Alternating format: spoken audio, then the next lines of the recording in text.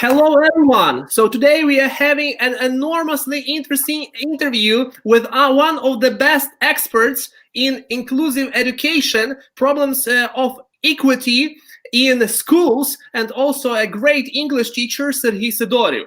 Let me say that inclusive education is the most effective tool and way that can give all children a fair chance to go to school, learn and develop their skills they need to thrive and to be successful. But before that, don't forget to subscribe to my channel, Mark English. Click the bell button not to miss any English classes or any interviews with interesting people, and you can leave your comments. So, hello, Sergii. Nice to see you. How are you doing? Nice to see you, Mark. Thank you for having me in your great channel. I watched some of your interviews. I was quite impressed. So far, so good in terms of COVID and the second wave of COVID. So we are just so far, so good. So thank you. How are you? Pretty good, thanks. Just I had a busy day, and I'm going to get down to the swing of things. So we can start, and the first question to you, as far as I know, you've been in charge of the project related to inclusive education. And why did you decide to be involved in that project? Thanks for the question, Mark. As you know, I'm a teacher at Prikopathin University, and at that time, I was a teacher for pre-service primary school teachers, elementary school teachers, and inclusion is something that they needed to know to work in schools. So we worked with inclusion before it became mainstream, but maybe we didn't call it like inclusion. So inclusion was quite unknown word at that time. And with my students, we did different study visits to children orphanages, to shelters. So we work with people and with children with disabilities, but we didn't call it inclusion. But actually, thinking now or at that time, I understand that we try to include them, not just to bring these children something from us, but we also wanted something from them, at least respect, at least participation. And at that time, the program coordinator from Ukraine, late Vera Velekoroda, said, "Why don't you take part in the international project?" And I said, "Why not?" So I became involved in a project, and it is called Without Borders, Sustaining and Supporting Inclusive Education Community, which was supported by the Public Affairs section of the United States Embassy in Ukraine.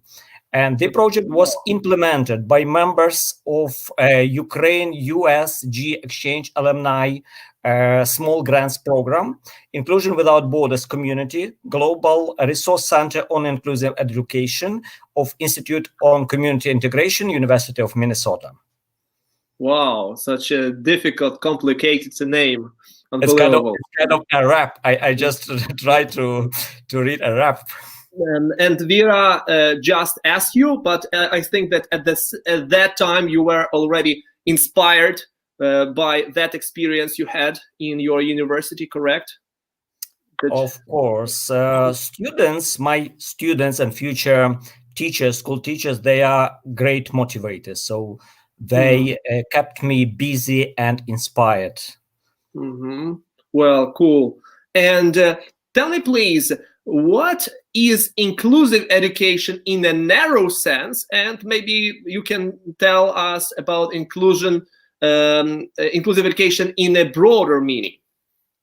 Well, it's quite a philosophical question, and I'll try to be a little bit a philosopher. Well, inclusion is a process. It's a state of including persons with disabilities into society, and at the same time, it is a process. It constantly evolves, and what inclusion used to be in Ukraine in 2016, it's not that it is now. So senses are changing all the time. Narrow sense inclusion, as it is in the law on education, it's a process of including students with disabilities into mainstream schools, so the students with disabilities can study with their peers and live with their families, not being sent to some boarding schools or some places where they will not be included in general society. So it's kind of a narrow meaning, narrow sense.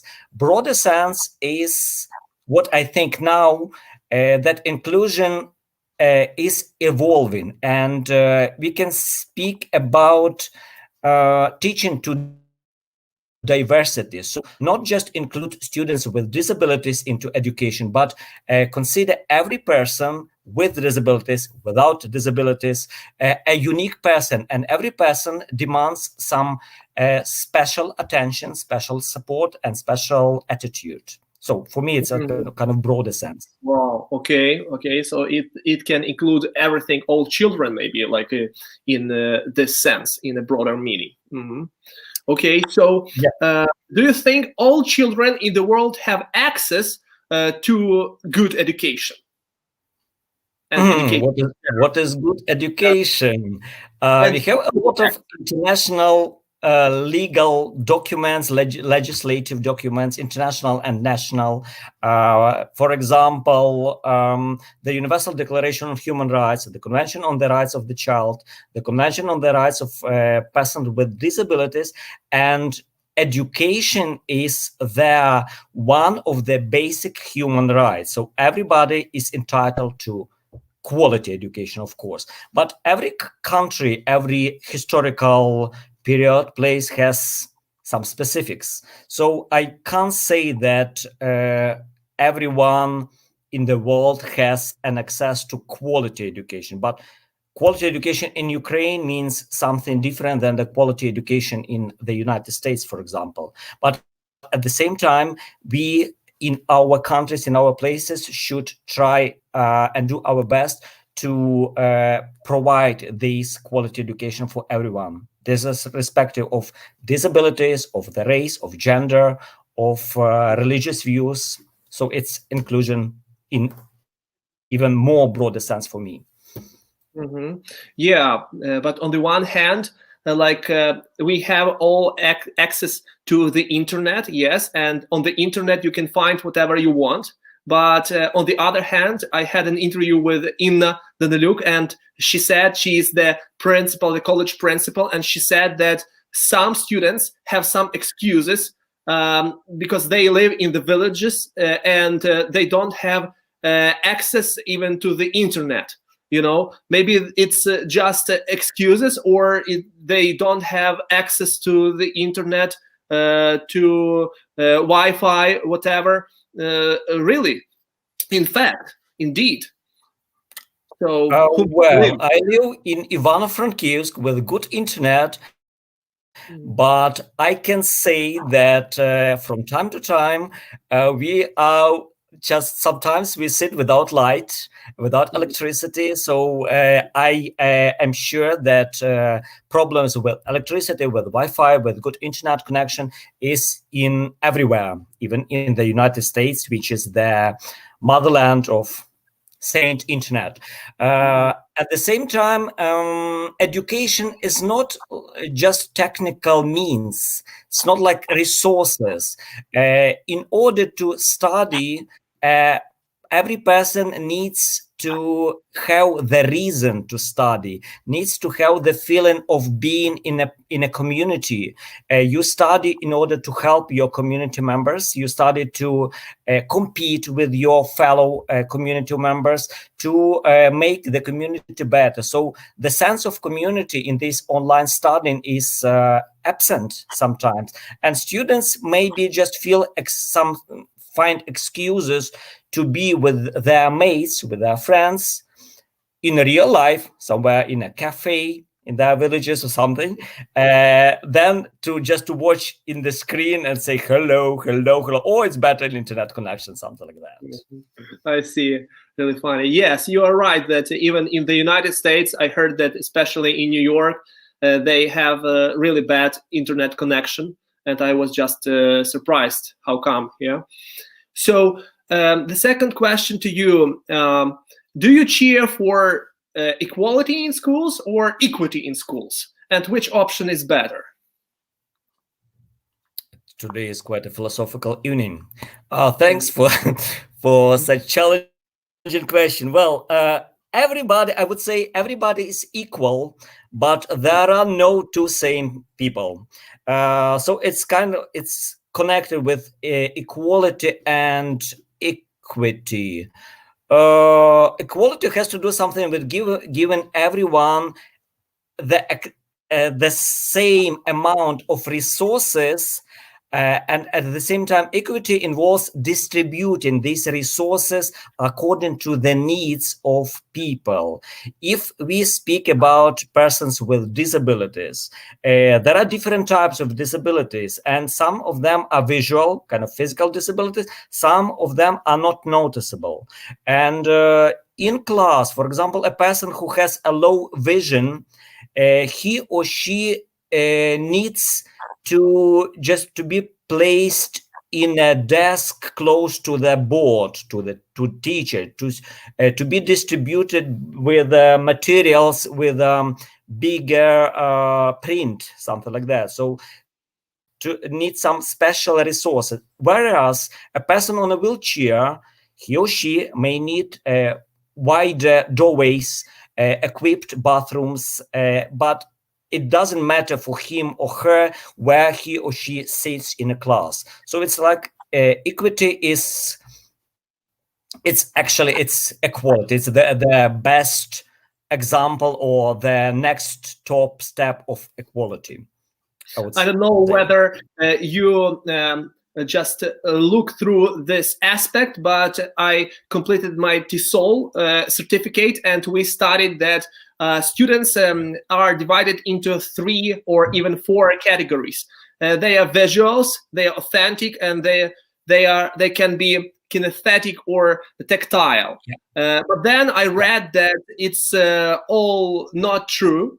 That it's all about learning. Every skill is learnable, and you can upgrade your skills in visual learning and authentic learning as well. And you can just it's all about you. That means that you just devoted your time not so much to listening to some audio, or you didn't devote your time to watching some podcasts. So you need to do it more. What do you think of that? So do you include aspects like visuals? Do you include this in inclusive education? Well, if we speak about persons with disabilities, so basically there could be like some disabilities. For example, a person who is blind, this person is blind, but this person at the same time may have some learning difficulties, connecting with not being accessible, some other resources not being accessible for him or for her. When we speak in broader sense about everyone, like visuals, kinesthetics, audio learning people, you can tell it to my daughter, who prefer to dance all the time when she learns. I said, stop, because I live on the kind of 3rd floor. I just said, stop, it's 9 o'clock. The neighbors from lower floor, they're just coming to complaining, but she learns like that. So I keep saying to her, don't be a kinesthetic, be kind of audio visual. But so far, so she's 10 years old and she's learning in movement, and it's better for her, and she feels she's happy to learn like that. So for me, it's the most important, the result, the process of gaining some skills, and how do you use these skills. And the human life is limited, of course. You can learn to be kinesthetic, audio, visual, but you have like 100 years of age, and you need to do a lot of more than just to learn these 3 or 4 skills. I see. Okay. So if we talk about inclusive education in the United States, inclusive education in Ukraine, is there any difference? Because I think that you were in the US, you can share your experience. Did you see any difference, and what is this difference about? Well, these 2 great countries are quite different. They speak different languages. They have different historical paths, different connection with human rights activities, and United States has the more clear way of adhering to human rights than Ukraine. We can speak a lot about Cossacks, about Maidan, about people who have dignity and who respect the rights of other people. But at the same time, we have the history of oppression, of Holodomor, of Chernobyl, which is kind of oppressive. So it's not about freedom. The United States, well, a lot of human rights movements comes from the United States, and their basic laws, Americans with Disability Act, was adopted in 1990. So they have the history of 30 years when it's illegal to refuse the access to public amenities and services to anyone who has a disabilities. It's like 30 years. In Ukraine, we have the law on education, where we have the kind of inclusive articles. And this law was adopted in 2017, like 3 years ago. So we did a lot of good things, a lot of steps, but at the same time, we just have the long history in front of us. And I just want to finish. Our colleague from the University of Minnesota, Brian Avery, being here in Ukraine and given a speech to participants of our project, said that we Americans have the history of success. We know and we learn a lot during this time of learning. But when we come to Ukraine, we also learn from you. So Ukraine and Ukrainian teachers, Ukrainian educators also can be teachers for international community. Really unbelievable. I thought that in our country it's too bad with this. This is my daughter Marta, by the way. Oh, hello. Yeah, hello, Marta. She just arrived from dance club, and during this quarantine time, I need to send her just to dance a little bit because of the neighbors. Cool. So she is cheering for you. She's looking and watching your interview. Yeah. Yes, I am. All right. So what reforms does a state have to make to establish equity in schools and take into account the rights of students with disabilities? What do they have to do? In your opinion, what reforms? At least in our country or like all over the world, it doesn't matter. Reforms. If I allow myself some kind of Russian quotation, разруха в умах, в головах людей.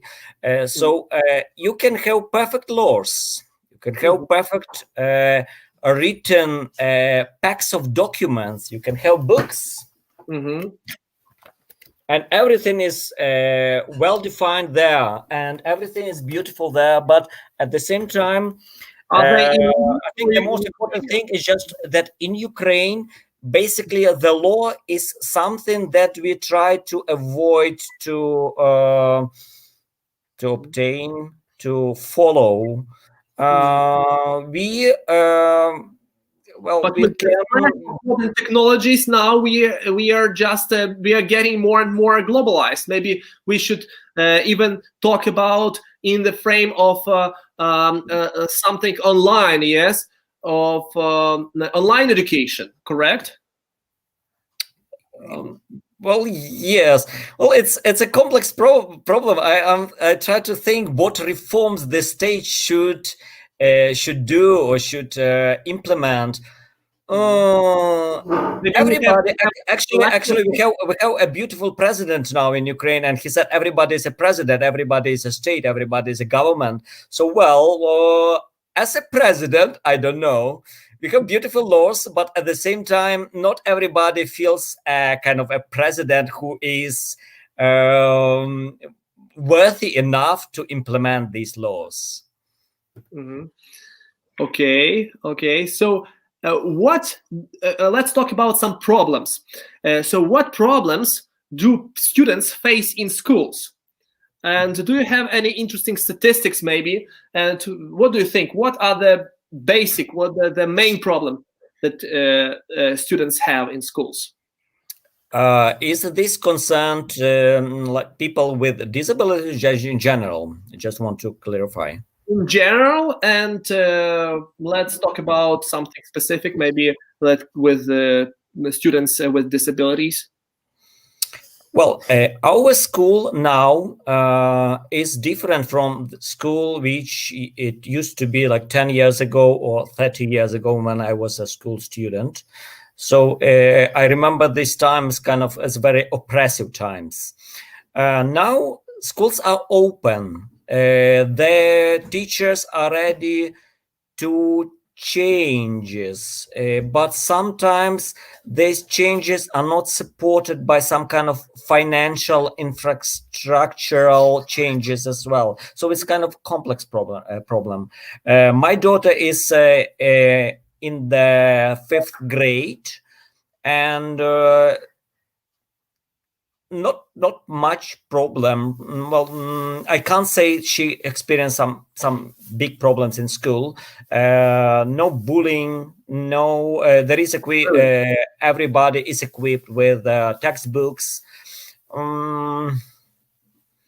Students with disabilities, they used to be not accepted by school community with all the generations of teachers, but slowly, gradually, and our project is one of the pusher of these changes, and slowly the school community, learning community, accept these children. Concerning peers, And what they was are the okay. trigger? What was the trigger? What was the trigger? Why did they decide to accept them in this community? Why not? What? Mhm. Well, as you said, that we use a lot of online instruments. We know what is happening in the world when we just try to switch on our critical thinking, watching different Facebook news. We know that there are a lot of good, positive changes, good practices. So teachers, they accepted this profession because they wanted to learn, they like to learn, so now they are ready to learn as well, and they accept a lot of positive changes. Well, what was the question? And is bullying in schools the problem that inclusive education also tries to resolve? And how do you resolve bullying? It used to be, and it is bullying, not just in schools. It used to be in the army. It started from the army. It started from like a penitentiary system, when there are different, like not case, but something like Layers, maybe. different levels of societies, which are not natural, not like human beings who are equal, all of them. So there are like kind of oppressive Soviet system. Now bullying is well, it's everywhere actually. It can be in the United States, though it's not tolerated, but there could be some cases. There are cases of bullying. It's not legal, but at the same time it happens somewhere undercovered or something like that. But now children are more free. They just, well, before these pandemic times, they had an option either to bully somebody, or just to go to some sport club or some dance club, or read a book, go to a cinema, and just get adrenaline rush, and feel good, not just oppress somebody, but just to hit the wall. Yeah. a normal civilized life. So bullying is happening every time, but there are different levels of bullying. Mm-hmm. And I just want to add that one of our US mentors, Clay Kala, visiting Ukraine and giving workshops, mentioned that in the United States there is a system of making kind of positive behavior, of sustaining positive behavior in school. And it's kind of systematic approach. It's not just working with bullies or with victims of bullying, but a kind of changes in school, like posters, school politics. So it's complex problem. And in the United States, they just deal with this thing, and they have a lot of good best and positive practices. And in Ukraine, we try to learn to accept this experience, and we try also to introduce these practices in our life. And our project is also trying to make these changes happen.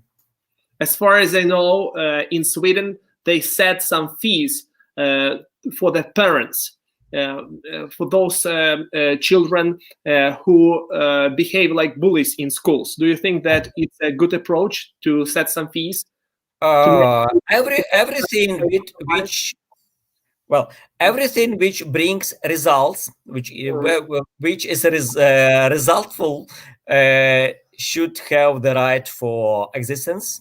And when parents feel that it's better to pay a fine, to be fined, or just to be parents, and they choose to be parents, to be human beings, so the fines are good.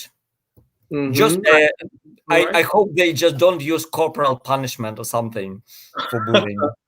I see. Okay. I was a teacher in the UAE, and I faced such a thing that we had to prepare some papers, some extra curriculum or tasks for remedial students. And it was so tough for me because I had some A students and B students and remedial students, and I had different tasks for them. So what does inclusive education think about this problem? And isn't it too tough for teachers to do it all the time, like this extra materials, to make up some extra materials for remedial students? You mean students with disabilities and special educational needs? I would say students with behavioral problems? With some behavioral problems, and also with some, that study for children with low vision. You mean like that? No, not with disabilities, but those children who do not want to study, who fall behind, who just fall behind. Well, actually, it's the duty of a teacher, and when a teacher is paid for his or her time when he is actually developing these materials, so it's good. But when the state or the school expects from the teacher to develop these materials in his or her free time, when this time should be devoted to the family, to friends, to relaxation, to trying to go somewhere to the forest and to embrace the tree and just have some energy to come back to class. So when the teacher is paid for developing these materials, why not? It's good. It's kind of universal approach. It is a principle of universal design to use different means of teaching, different teaching resources. So, well, it is a noble thing to develop different ways of communicating with students or teaching students. But it is work, and it should be paid. I see your point. Okay, I agree with that. So what do you think is the biggest problem in school nowadays? How can projects on inclusive education resolve them? One problem that, well, we have adopted the new law on education 2017, and this law actually works. It is the result of some reforms that our previous president, after the Revolution of Dignity, started to perform, or Western partners made our country to implement these reforms. But now these reforms are kind of being stopped, or they just they are just somebody tries to put them into drain, and the problem is that the law on including people with students with disabilities, it didn't have enough success history, and sometimes I'm afraid that it will just go down the drain. Well, and at the same time, I think Stepan Bandera somebody said that when the idea is ripe, nothing will stop this idea. So inclusion is in Ukraine, and it is implementing. Ukraine has maybe their own way, which is different from, for example, the United States, and our colleagues told us about that. We are just have a lot of local history, a lot of local peculiarities. So, well, we're just moving, and our project it has officially finished, but the results of this project are visible now, and the changes are being made even now. I see. Very interesting. So I heard you even went to the United States, to Minnesota, yes, and participated in the conference on inclusive education. So it would be interesting to know, what did you talk about and what decisions did you make? Well, I asked for money, of course. Said, give us money, we are a poor country. Well, it wasn't a conference, actually. I did some speeches at different conferences, but it was kind of a global project. It was fellowship on inclusive education, and most of the times we spent visiting various teaching establishments, various schools, kindergartens, for mainstream schools, inclusive schools. Well, every school actually in the United States is inclusive. So it's against the law not to accept students with disabilities. So but there could be different schools for kind of not delinquent youth, but with some strict behavior and with strict rules. There were schools where we saw students who who couldn't talk, but they were included in school. They spent some time in general classroom and spent some time receiving special services. I didn't talk much about Ukrainian experience. It was in 2017, but before the law on education was accepted. I just listened. I tried to memorize a lot of best practices. Well, and I didn't ask for money. I see. Where did you enter their classes? Just during the process, during teaching or learning, or just you were observing some institutions without students? Actually, it was a fellowship program, and it was kind of complex program. So there were students, there were teachers or professionals or experts from Ukraine, Kazakhstan, Armenia, and India. And each group, so there were international groups, they were divided and assigned by a mentor from this school, for example, or from educational district. And we visited classes. We visited a lot of establishments with students. We visited principals. We visited administrations. We even had lunches in schools. So it was normal process, but and students were not surprised because they are more open. They ask a lot of questions. And this is one of the thing that struck me most. So when they don't know something, they are not afraid to ask. So they asked me, for example, where are you from? Well, you can see a lot of people with different color of skin there, with different nationalities. So it's not a surprise to see a person with kind of Slavic features. But they asked me, where are you from? I said, from Ukraine. Oh, is it somewhere in France? I said, no, it's Ukraine. It's a big country. It's near France. They said, okay. Yeah, I said, it's near France. It's in Europe. So we visited classes. Pardon? They are not so good at geography. So Kazakhstan and Ukraine are particularly they are far away. Like they even say the Ukraine. They consider us to be in the Soviet Union, still in the Soviet Union. Well, we are moving to the Ukraine. We are moving to this definite article, but hopefully we are not moving too fast. Well, for another thing that struck me most, it's that Americans and even I think Ukrainians, even my daughter, they don't need to know everything. I, for example, don't know the population of Burkina Faso, for example, which is, I don't know even if it's a country or if it's a city. I know that there is something on a geographical map.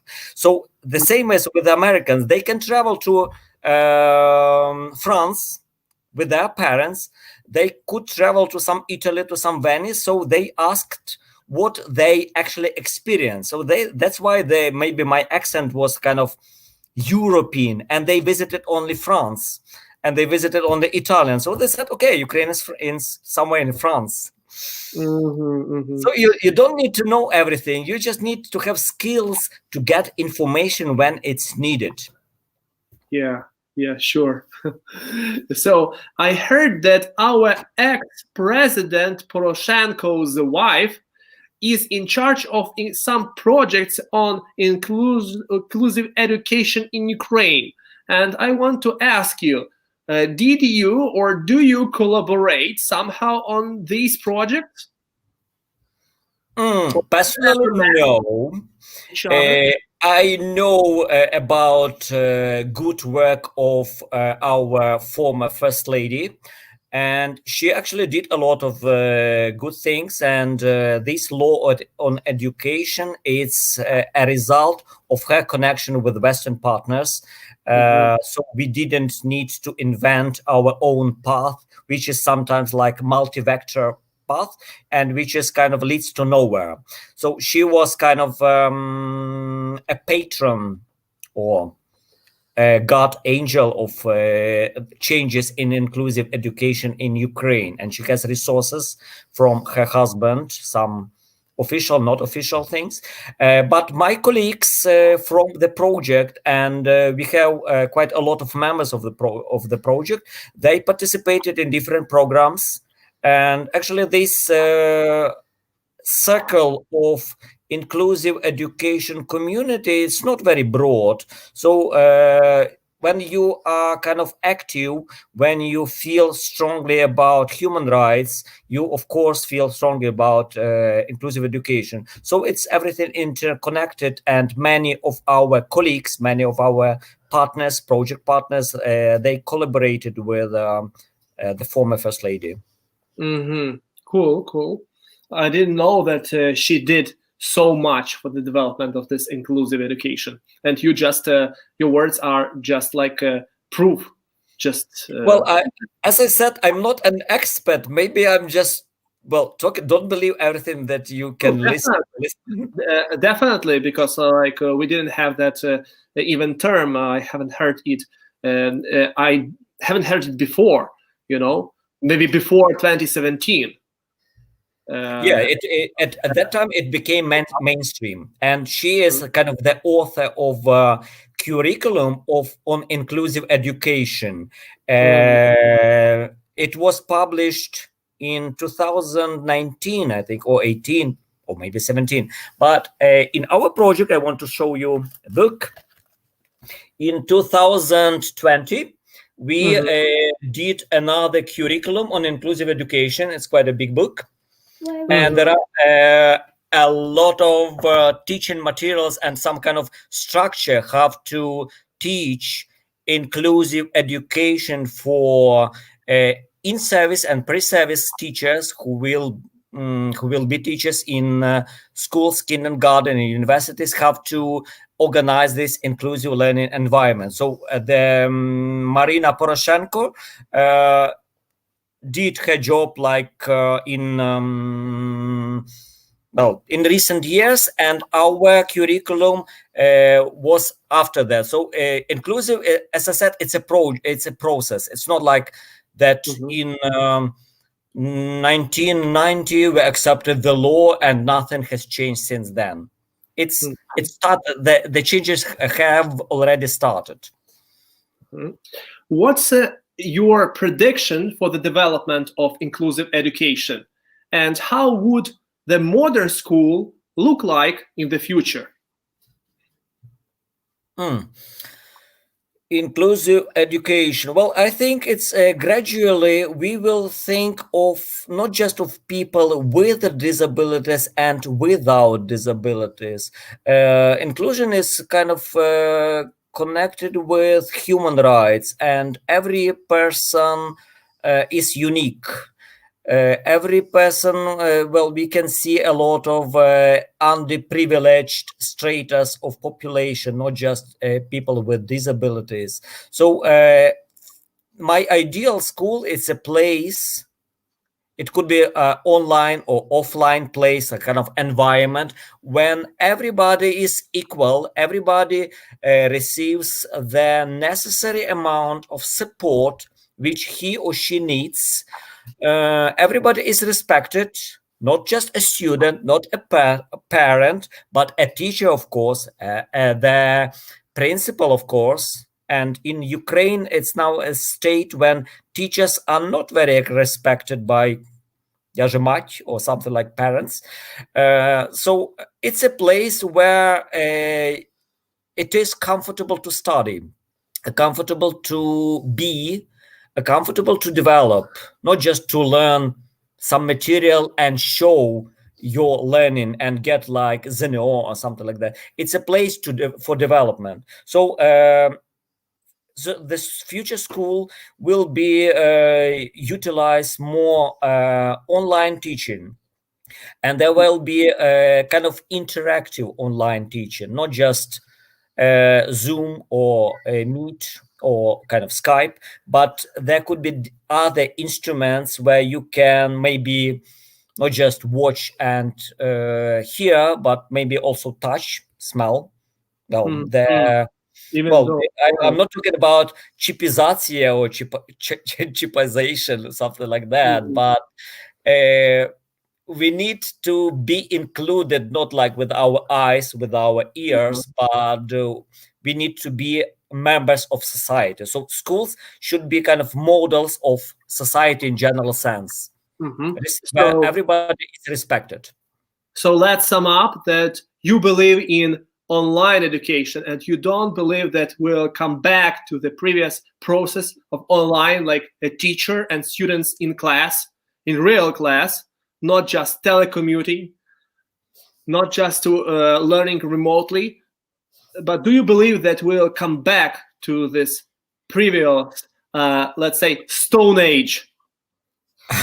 Eventually we will come back. We will be the winners of this COVID-19, 20 and possibly 21. Will be different. The humankind will be survivors, or will be kind of the winners of this thing. And of course we will face more unknown now challenges. and we will move back to offline schools, but these schools will be different. I am kind of mostly think it will be blended learning, when sometimes you just don't need to sit in a class and waste your time. Sometimes you need to do a project, to be in the street, to go to visit your friends with another friends and make kind of small project in apartment of your schoolmate. Why is So it needed? I think Why is school it needed? needs not just to be a place, Mhm. Шкоla, and kind of Soviet building with 3 stories, 3 floors, but it could include the whole city, the whole community. Why is physical presence so important? If we have all gadgets, if we can see, I can see you, you can see me. You don't need to waste your energy for commuting. I don't need to go to you to ask to bother you, to bother your daughter, your family, and to annoy you. Yes, I just press the button and I can see you. So why do I need to visit you? Well, Mark, you are welcome to visit me, and I'll be a happy host to welcome you and to share a glass of wine. Well, I don't drink now, but communication, interaction is something which involves not just talking and looking at each other. It's something which Wi-Fi, or I don't know how internet is transmitted. Like bits of information, they cannot convey sometimes just something which is not named, like feelings, some nuance of emotion, of communication. Well, I see you in a picture, but I don't mind, for example, to look at the books and read the books which is behind you on the shelf, and that just need my physical presence at that time. I said, oh, this book, may I just have a look at this? So it's like spontaneous things which online communication so far cannot provide. I see. It was very interesting to have you on this interview, and thanks a lot, Sergei, for such an actual interview, for such a wonderful interview. You provided like a lot of facts and proofs, and we talked a lot about inclusive education and equality. So I hope all your dreams and predictions come true. Thank you. I need to say something in return. Well, I am a great fan of your channel. I watched some of your interviews and I watched a lot of your educational materials. So I also wish you, well, thank you for calling me an expert. I don't feel like an expert, but so, okay. I wish your channel and your work to be successful, to have the like a ripple effect on community. You are doing a great job, and may a lot of great guests be your guests, great experts be your guests, so you will just have a list of people who want to be interviewed by you. I enjoyed this time with you. Thank you. Thanks a lot, Sergei. My pleasure. And you guys also don't forget to subscribe to this channel. Give a like if you like this, and press the bell notification button in order not to miss our future videos.